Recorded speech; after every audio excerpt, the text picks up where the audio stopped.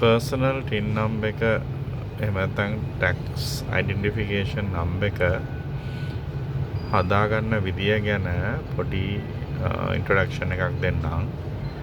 Inland Revenue කියන website එකට නැත්නම් දේශීය ආදායම් බදු දෙපාර්තමේන්තුවේ official වෙබ්සයිට් එකට ඇවිල්ලා මේ විදියට ඒකේ home page එකේ ඉන්නකොට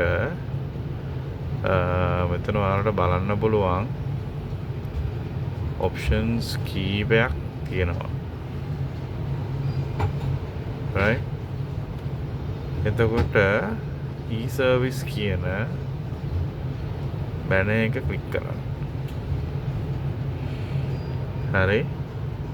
එතකොට ඊට පස්සේ e-services වල තියෙනවා access to the e-service කියලා option එක. ඒක ක්ලික් කරන්න. ක්ලික් කළාට පස්සේ ඔයාලට පේන්නනවා මෙතන click on taxpayer registration, click on verify authenticity of registration, click on pin request, click on authorization of tax staff agent.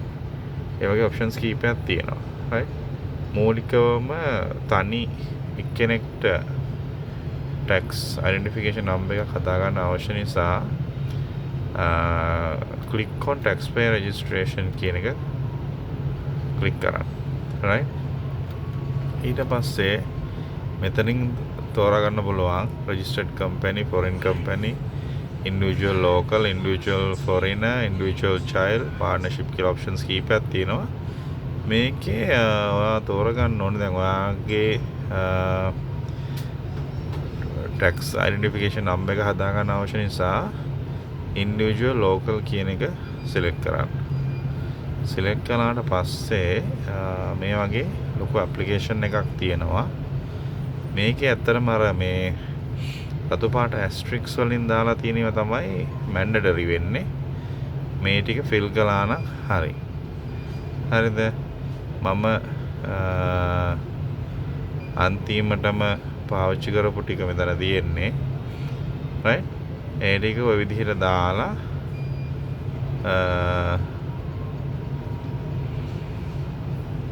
right? preferred language එක ඔයා කැමති විදිහට දාන්න පුළුවන්. mode of communication කියලා එකක් තියෙනවා. ඒකට email හරි mail හරි දෙන්න. email දුන්නා නම් හොඳයි. country of birth කියන එක ශ්‍රී ලංකා තෝරගන්න.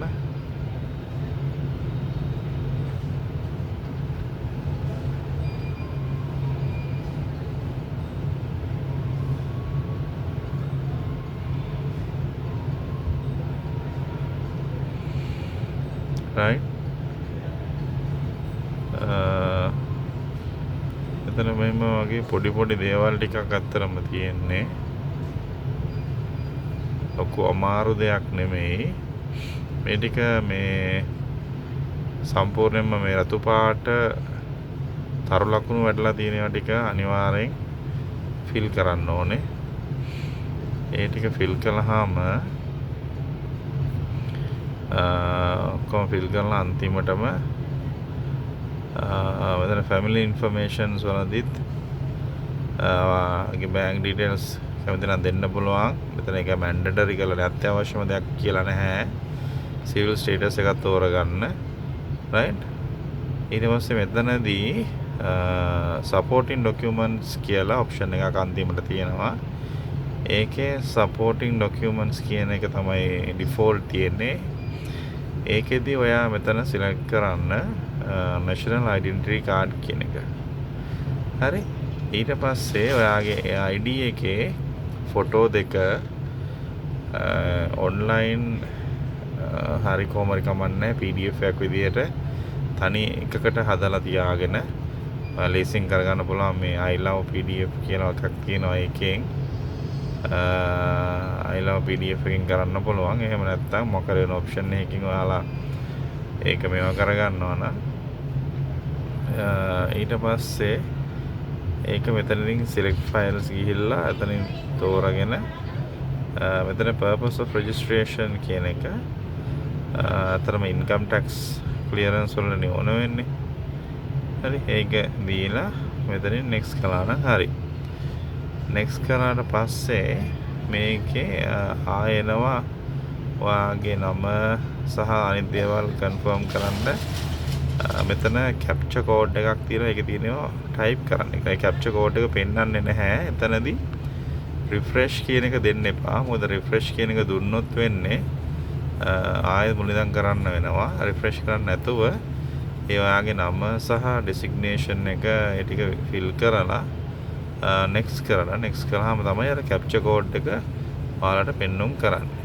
right ඒ විදිහට එන්ටර් කරලා ෆිල් කරන්න ලොකු අමාරු එකක් නෙමෙයි. එහෙනම් ආයෙත් දවසක මේ වගේ පොඩි එක්ස්ප්ලනේෂන් වීඩියෝ එකකින් අපි හම්බෙමු.